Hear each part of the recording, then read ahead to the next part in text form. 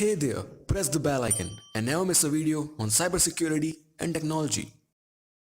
नमस्कार दोस्तों, इस वीडियो में हम लोग बात करेंगे नेटवर्किंग चैलेंजेस के बारे में जो CyberArk CTF का बहुत ही कंट्रोवर्शियल पार्ट रहा और काफ़ी लोगों ने मुझे गालियाँ दी, काफ़ी लोगों ने इसको सॉल्व करने के लिए काफ़ी ज़्यादा मेहनत की, काफ़ी लोगों ने सॉल्व भी किया। लेकिन मैं कुछ ज़्यादा यहाँ पर शॉक्ड हूँ कि काफ़ी लोगों को इसमें दिक्कत आ रही थी, क्योंकि बहुत ही ईजी चैलेंज है। यहाँ पर मतलब 10 पॉइंट, 20 पॉइंट, 30 पॉइंट आपको बढ़ने के लिए, बूस्ट देने के लिए ये काफ़ी हमने नया कैटेगरी, नया हमने यहाँ पर कुछ अलग ट्रैक किया है नेटवर्किंग के कॉन्सेप्ट्स क्लियर करने के लिए। तो मैं यहाँ पर डिस्कस करने वाला हूँ सारे चैलेंजेस, जो भी मेरे क्वेश्चंस थे उनके आंसर क्या क्या हो सकते हैं, और आपके गलत हुए होंगे तो प्लीज़ चेक कर लेना। काफ़ी ज़्यादा लोगों ने इसको ट्राई किया और काफ़ी मज़ा भी आया था लोगों को। तो ट्राई करते हैं, स्टार्ट करते हैं। यहाँ पर होला, सबसे पहला यहाँ पर होला means hi. Ever heard about access points, how are they identified by other devices. Access point का अगर आपको पता होगा तो वायरलेस डिवाइसेस होते हैं।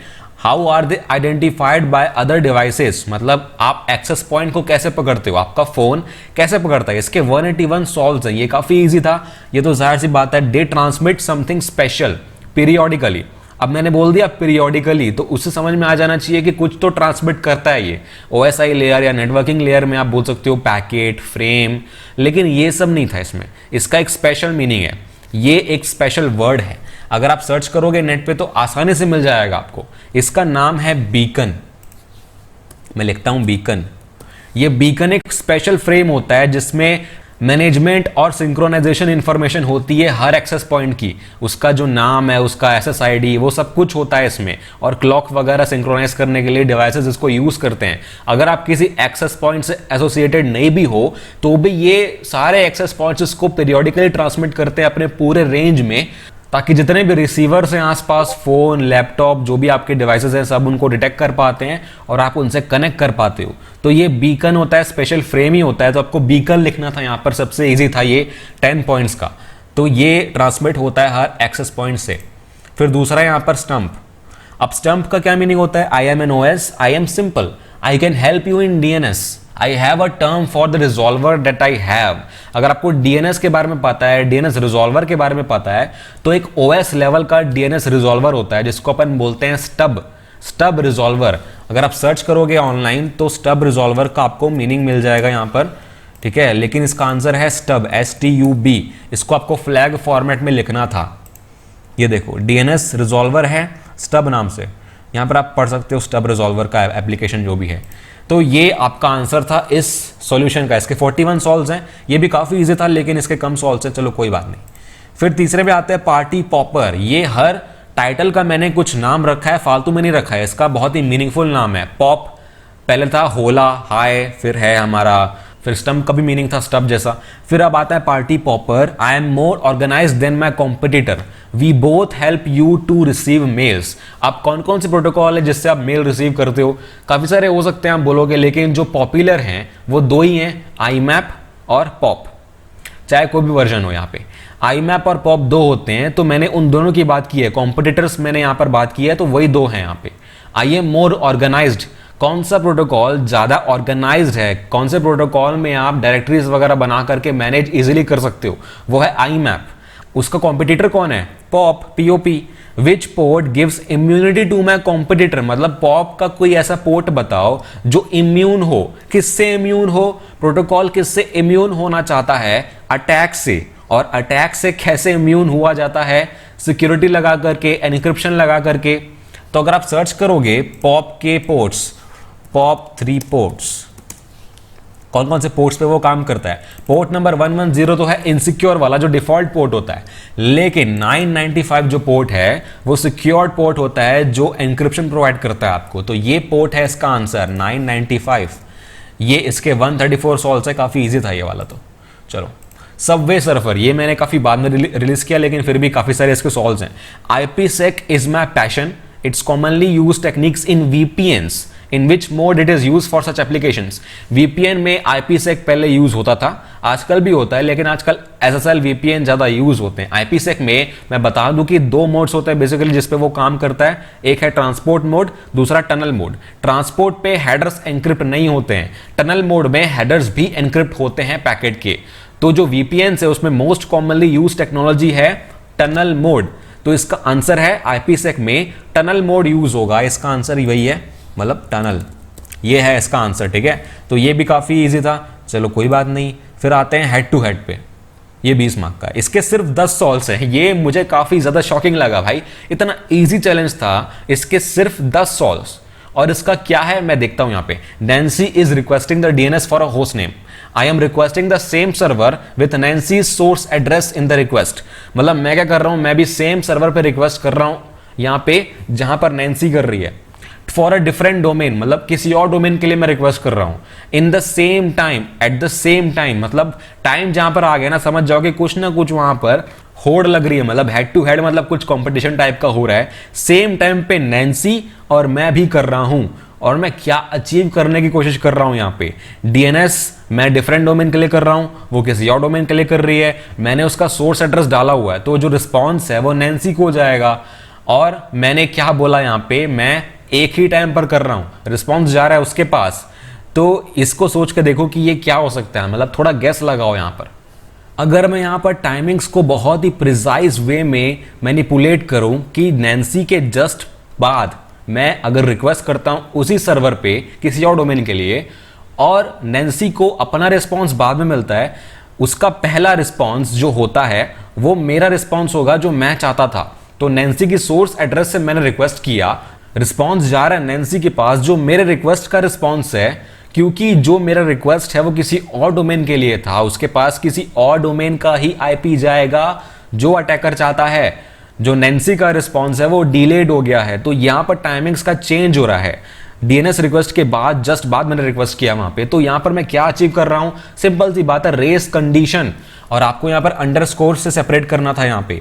तो इसका जो कंसेप्ट है, काफी लोग इसमें कंफ्यूज हुए हैं, मेरे ख्याल से पता नहीं क्यों हुए हैं, लेकिन ये सिंपल सा है कि मैंने टाइम बोल दिया, टाइमिंग्स बोल दिया, तो रेस कंडीशन आपके दिमाग में आना चाहिए। तो DNS रेस कंडीशन ये आंसर हो सकता है इसका। तो ये काफी मतलब काफी लोगों को चाहिए था इसका आंसर। तो हाई कप पे आते हैं हम। तो company has to send a receipt of the payment made by Michael but they are waiting for the order to be ready. इसके भी 19 सॉल्व्स है, मतलब ये भी काफी कंफ्यूजिंग हो सकता है। They send the receipt with the order, मतलब यहां पे मैंने एनालॉजी दी है कि माइकल को एक प्रोडक्ट चाहिए और जो कंपनी है वो वेट कर रही है प्रोडक्ट के शिप होने का, तभी वो रिसिप्ट भेजेगी। रिसिप्ट अलग से नहीं भेज रही है, वो रिसीट जो है। They send the receipt with the order, so if the order is delayed the receipt is also delayed, मतलब रिसीट भी डिले हो जाएगी। रिसीट अलग से भेज दो पहले, ऑर्डर बनने में टाइम लगता है, ऐसा नहीं कर सकते क्या अपन। TCP में क्या होता है, अगर आपको पता होगा तो एक टर्म आता है पिगी बैकिंग।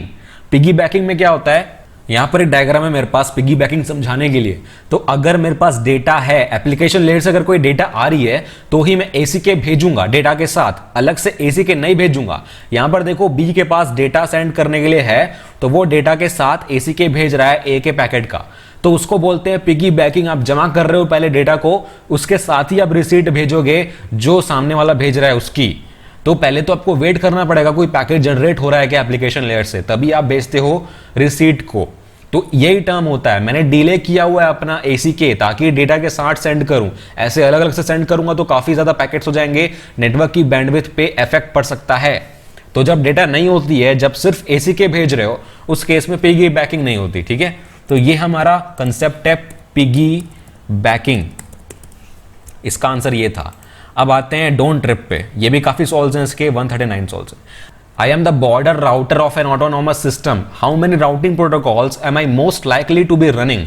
यहां पर काफी लोगों ने क्या किया होगा, ब्रूट फोर्स कर लिया होगा। मैंने बोला कि एक नंबर होगा, आई एम द बॉर्डर, मतलब यहां पर मैंने बोला है हाउ मेनी राउटिंग प्रोटोकॉल्स, तो 1 ट्रैक किया होगा, 2 किया होगा, फिर 3 किया होगा, ऐसे किया होगा। तो यहां पर मैं बता दूं कि ऑटोनोमस सिस्टम में अगर आप बॉर्डर पे हो तो आपके पास बहुत सारे प्रोटोकॉल्स हैं जो रन होते हैं। राउटिंग प्रोटोकॉल्स के बारे में अगर आप जानते होंगे तो इंट्रा ऑटोनोमस सिस्टम में 2 प्रोटोकॉल्स हैं जो हमारे पास रन होते हैं, एक है RIP, एक है OSPF। तो ये 2 इंट्रा ऑटोनोमस हैं जो एक ही ऑटोनोमस सिस्टम के अंदर काम करते हैं। लेकिन एक इंटर ऑटोनोमस सिस्टम वाला भी प्रोटोकॉल है जिसको अपन बोलते हैं BGP, बॉर्डर गेटवे प्रोटोकॉल। ये AS के बीच में राउटिंग करता है। तो जो बॉर्डर प्रोटोकॉल है उसको दूसरे AS से और खुद के AS से भी कम्युनिकेट करना है, तो उसके पास इंट्रा भी रन हो रहा होगा, उसके पास इंटर भी रन हो रहा होगा, दोनों रन हो रहे होते हैं। यहाँ पर लेकिन एक और वेरिएशन है बीजीपी में, उसके पास इंट्रा वाला वेरिएशन है आईबीजीपी के नाम से और एक इंटर वाला वेरिएशन है ईबीजीपी के नाम से। तो जो भी बीजीपी रन कर रहा होगा, अगर वो बॉर्डर वाला है तो उसके पास ईबीजीपी रन हो रहा है, लेकिन अगर वो बॉर्डर नहीं है तो उसके पास आईबीजीपी रन हो रहा है।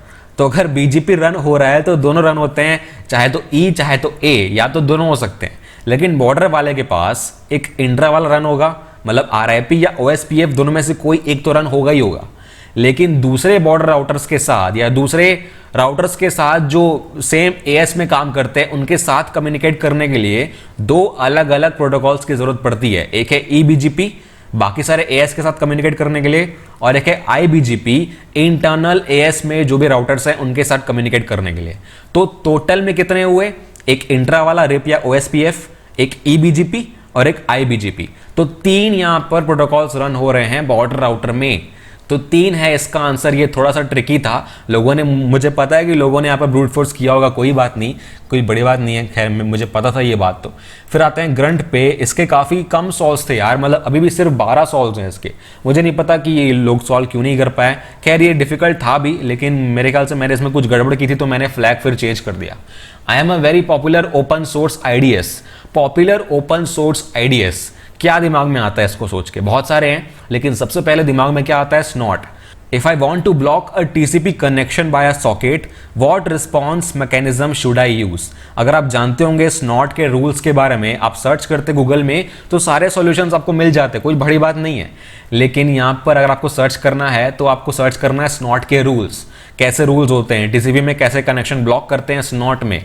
तो एक यहाँ पर रूल है RST, SND और SEND दोनों यहां पर फ्लैग्स थे, क्योंकि मैं यहां पर चाहता था कि आप कंसेप्ट याद रखो। किसी किसी में SEND दिया हुआ है, किसी किसी में SND दिया हुआ है कोई डॉक्यूमेंटेशन में। खैर ठीक है, दोनों ही फ्लैग मैंने डाल दिए थे, लेकिन फिर भी सिर्फ 12 सॉल्व्स हैं इसके। तो ये थोड़ा सा ट्रिकी था। यहां पर आपको लिखना था रीसेट, मतलब जो सर्वर है वो रीसेट भेजता है सामने वाले को, ताकि जो कनेक्शन है वो टर्मिनेट हो जाए, टीसीपी कनेक्शन। तो ऐसे आप इसका आंसर जो था RST SND था यहां पर। तो ये ग्रंट है। और फिर आता है स्विच आइस। यहां पर ये बोल रहा है I was not given much recognition in HTTP 1.0, मतलब 1.0 में कुछ इसको ज़्यादा कुछ इज्जत नहीं मिली। But now I have my own identity in HTTP 1.1। आपको यहाँ पर डिफरेंस देखना था कि 1.1 में क्या चीज़ें चेंज हुई हैं। I was separated from temporary movement. Temporary movement मतलब, मूवमेंट का मतलब है रिडायरेक्शन, यहाँ पर सिंपल सी बात है। और टेम्पररी रिडायरेक्ट कहाँ पर होता है, कौन से स्टेटस कोड में होता है? 302। और 302 से क्या चीज़ अलग हुई थी 1.1 में, ये आपको देखना था। What is my status code? तो स्टेटस कोड क्या है? 303 इसका आंसर है। जो HTTP 1.1 में अलग हो गया था 302 से, उससे पहले दोनों एक साथ यूज होते थे, मतलब ये हम लोग समझ के चलते थे कि दोनों 302 में ही हैं, लेकिन अब अलग हो गया है सी अदर। 303 के बारे में अगर आप जानना चाहते हो तो पढ़ सकते हो। तो इसका आंसर है स्टेटस कोड 303। ठीक है, ये था हमारा मूवमेंट का कोड जो आजकल हम यूज करते हैं काफी कम, लेकिन इसके 109 सॉल्व्स है, तो चलो ठीक है, अच्छा ही है। फिर उसके बाद आता है हमारा एक लास्ट है, वी लव फिलर्स। इसके 44 सॉल्व्स हैं। हेलो डियर, मतलब यहाँ पर देखिए मैंने क्या लिखा है, HELO। HELO कहाँ पर यूज होता है ये आपको यहाँ पर देखना था। HELO dear Bob, I hope you are at home and safe, please tell a method how do I include just a period in a line. यहाँ पर आपको SMTP कमांड्स के बारे में नॉलेज होनी थी कि कैसे कनेक्शन बनता है, कैसे मैसेज भेजते हैं, हेडर्स वगैरह कैसे भेजते हैं, बॉडी कहाँ भेजते हैं, कैसे टर्मिनेट होता है हमारा बॉडी। टर्मिनेट करने के लिए अगर आप कमांड लाइन पे यूज कर रहे हो तो CRLF डॉट और CRLF ये आपको यूज करना है बॉडी को टर्मिनेट करने के लिए। लेकिन यहाँ पर मैंने वही किया हुआ है, देखो CRLF यहाँ पर है, डॉट है और फिर CRLF। तो इससे आपको समझ में आना चाहिए था कि ये SMTP यूज कर रहा है, और फिलर का मतलब होता है कुछ स्टफ करना, कुछ बीच में डालना ताकि वो फिल हो जाए। This server will terminate my message when I send a dot, take care Alice. इसमें आपको बताना क्या है, tell a method how do I include just a period, कैसे सिर्फ पीरियड कैसे इंक्लूड किया जाए, इसका एक कंसेप्ट है। आपको SMTP में आपने शायद पढ़ा होगा डॉट स्टफिंग।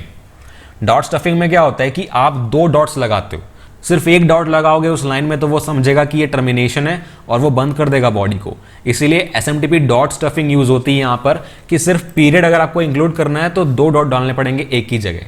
तो ये हमारा कंसेप्ट था SMTP का, ये लास्ट था। इसके 44 सॉल्व्स हैं, काफ़ी अच्छा मुझे लगा ये वाला सॉल्व कर लेंगे लोग। तो ये हमारे नेटवर्किंग के चैलेंजेस है सारे के सारे। आई होप मज़ा आया होगा आपको सॉल्व करने में, काफ़ी ट्रिकी भी थे, काफ़ी मज़ा भी आया होगा। और आई होप शेयर करोगे इस वीडियो को। आप जिनको भी डाउट था प्लीज़ देख के समझ जाना कि कैसे सॉल्व हुए हैं और क्या आंसर्स थे इनके। तो बस यही था इस वीडियो में। आई होप अच्छा लगा होगा आपको। ऐसी वीडियो सबको आगे भी चाहिए एथिकल हैकिंग साइबर सिक्योरिटी पे, तो प्लीज़ सब्सक्राइब कर दे चैनल को ताकि ऐसे वीडियोस आपको आगे भी मिलते रहें। तो बस देखते रहिए, सीखते रहिए और गुड बाय।